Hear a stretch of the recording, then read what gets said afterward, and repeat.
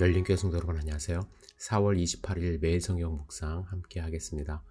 오늘 나눌 말씀은 시편 79편 1절에서 13절의 말씀입니다. 함께 읽겠습니다. 하나님이여, 이방 나라들이 주의 기업의 땅에 들어와서 주의 성전을 더럽히고 예루살렘이 돌무더기가 되게 하였나이다. 그들이 주의 종들의 시체를 공중의 새에게 밥으로 주의 성도들의 육체를 땅의 짐승에게 주며 그들의 피를 예루살렘 사방에 물같이 흘렸으나 그들을 매장하는 자가 없었나이다. 우리는 우리 이웃에게 비방거리가 되며 우리를 애워싼 자에게 조소와 조롱거리가 되었나이다. 여호와여, 어느 때까지니이까?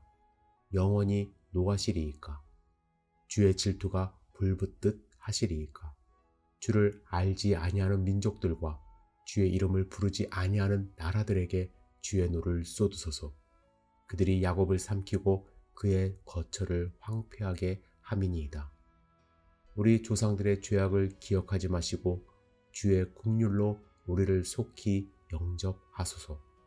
우리가 매우 가련하게 되었나이다.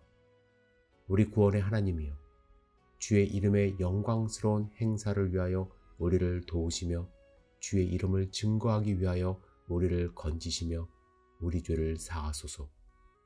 이방 나라들이 어찌하여 그들의 하나님이 어디 있느냐 말하나이까? 주의 종들의 피 흘림에 대한 복수를 우리의 목전에서 이방 나라에게 보여주소서. 갇힌 자의 탄식을 주의 앞에 이르게 하시며 죽이기로 정하신 자도 주의 크신 능력을 따라 보존하소서. 주여, 우리 이웃이 주를 비방한 그 비방을 그들의 품에 7배나 갚으소서. 우리는 주의 백성이요 주의 목장의 양이니 우리는 영원히 주께 감사하며 주의 영예를 대대에 전하리이다. 아멘. 오늘 우리가 읽은 시편 79편은 크게 두 가지 내용을 담고 있습니다. 1절에서 4절은 이스라엘의 처절함을 지금 하나님께 아뢰고 있고, 그리고 5절부터 13절까지는 이스라엘의 원수의 악랄한 소나기에서 구해내시어 하나님의 영광을 드러내 주십사고 탄원하고 있습니다. 저자는 바벨론의 침공으로 유다가 멸망하고 예루살렘 성과 성전이 붕괴되며 사람들이 살육당하는 처참한 광경을 생생하게 묘사하면서 하나님의 공유를 기다리고 있습니다. 다른 한편으로 그런 결과를 초래한 바벨론의 행동이 하나님께 대한 악한 도발이라고 고발하고 있습니다. 그래서 성전의 거룩함이 훼손당하고 성이 폐허로 변했고 백성이 대규모로 살육당해 시체들이 여기저기 나뒹굴고 살아남은 사람들이 비방과 조롱거리가 된 현실을 생생하게 표현하고 있습니다.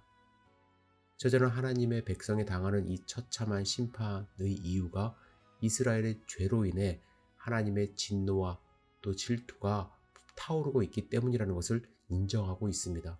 그래서 그는 하나님께 조상 때부터 축적된 죄를 기억하지 마시고 용서해 주시며 그들을 긍휼히 여겨 주실 것을 간청합니다. 하지만 그에게는 분한 마음도 남아 있는 것 같아요. 하나님을 인정하지 않고 그분의 이름도 존중하지 않는 자들이 감히 하나님의 백성을 학대하고 죽이며 그분 백성의 거처를 황폐하게 만들고 거룩한 하나님의 이름과 영예를 짓밟았기 때문입니다. 그래서 시편 기자는 하나님께 그 원수들을 철저히 심판하시고 하나님의 백성을 구해달라고 간구하고 있는 것입니다. 그러면 하나님의 이름과 영예를 대대로 전하겠다고 다짐하고 있습니다. 역사적으로 보면 그들의 기도는 결국 성취되었습니다. 바벨론이 멸망하였고 페르시아가 그 다음 패권을 차지합니다. 이스라엘은 예루살렘으로 귀향하여 성전을 재건할 수 있게 되었습니다. 하나님은 하나님의 영광을 회복하셨고 그들이 하나님의 백성임을 증명해 주셨습니다. 그런데 저는 오늘 본문 말씀을 묵상하며 의문점이 생겼습니다. 10절에 보시면 주의 종들이 피 흘림에 대한 복수라는 말씀을 합니다. 그렇다면 과연 우리가 기도할 때 누군가의 복수를 위해서 기도해도 되나? 라는 점이 의문이 생긴 거예요. 예수님은 복음서에서 원수를 사랑하라 하셨고 오른쪽 뺨을 맞아도 왼뺨을 돌려대라 하셨습니다. 그런데 주의 종들의 피 흘림에 대한 복수를 해달라고 기도하고 이렇게 성경이 기록되어 있는 것을 어떻게 이해해야 할까요? 과연 복수를 위해 기도해도 될까요? 먼저 기본적으로요. 하나님을 믿는 신앙인들은 복수의 마음을 품어서도 안 되고 복수를 실행해서도 안 됩니다. 물론 모세오경에 보면 눈에는 눈으로 이는 이로 갚으라는 말씀도 있지만 저는 그 말씀은요. 그 이상의 되갚음을 방지하기 위한 말씀으로 꼭 복수를 그렇게 해야 된다는 말씀은 아니라고 생각합니다. 그리고 여러분, 복수를 하고자 하는 마음과 행동은 악한 감정이 실린 행동이 되기 때문에 내가 당한 일보다 더 큰 아픔으로 돌려줍니다. 그래서 또 다른 피해를 낳을 수 있어 결국 모두가 파멸에 이르게 되어 있습니다. 하지만 오늘 시편 기자가 복수를 언급한 이유가 있어요.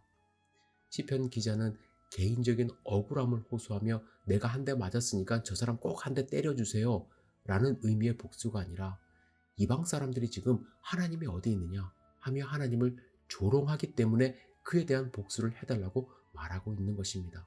12절에 보시면 주여 우리 이웃이 주를 비방한 그 비방을 그들의 품에 7배나 갚으소서라고 말하죠. 시편 기자는 자신의 아픔도 있지만 그가 지금 참지 못하는 것은 그들의 멸망이 곧 하나님의 영광을 가리게 된 것이기 때문에 그것을 참지 못하고 억울해하며 하나님의 영광이 회복되기를 바라는 것입니다.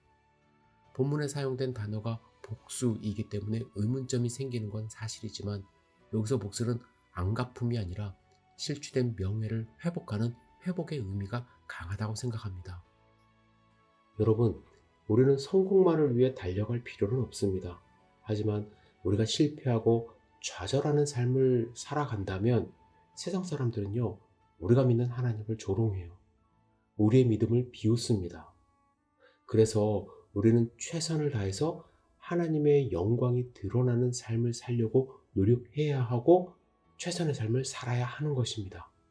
내 영광이 아니라 하나님의 영광을 위해 살아갈 때에 하나님은 우리를 통하여 영광 받으시고 또한 우리도 높여주십니다. 여러분 축구선수 이영표를 아십니까? 2002년 월드컵 영웅이 된 이영표 선수는 월드컵 1년 반 전부터 월드컵을 준비하며 정말 열심히 기도했다고 합니다. 하나님께 영광 돌리는 월드컵이 되게 해달라고 기도하며 간절히 엎드렸는데 월드컵 개막 이틀 전에 종아리가 12cm 찢어져서 걸을 수도 없게 되었다고 해요.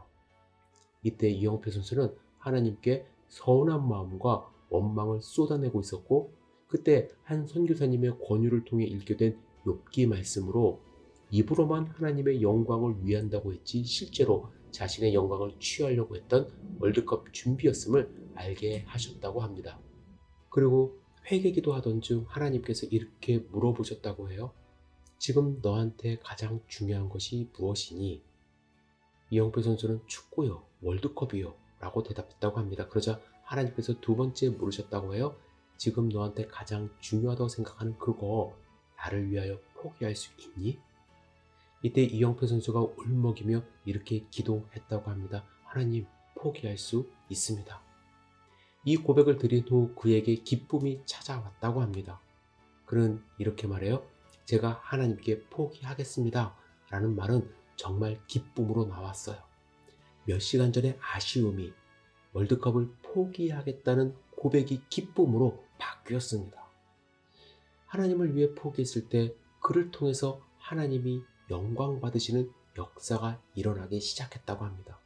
그의 기도를 받으신 하나님은 이영표 선수의 다리를 낫게 해주셨고 월드컵을 통해서 하나님께 영광을 돌리는 선수가 될 수 있었던 것입니다.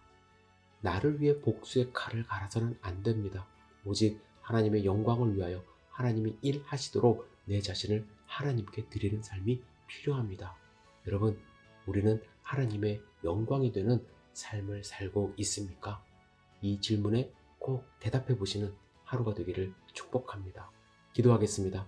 전능하신 주님, 오늘 시편의 말씀을 통하여 나를 위한 복수가 아니라 하나님의 영광을 회복하는 삶을 살기로 다짐하는 귀한 백성들 될 수 있도록 인도하여 주시옵소서. 때론 우리가 세상 가운데 힘들고 어려운 삶을 살고 있지만 그럼에도 불구하고 내 자신을 위한 삶이 아니라 오직 하나님의 영광을 위한 삶을 살 수 있도록 헌신하게 인도하여 주시옵소서. 오늘 하루를 주님께 온전히 의지합니다. 예수님의 이름으로 기도드렸사옵나이다. 아멘.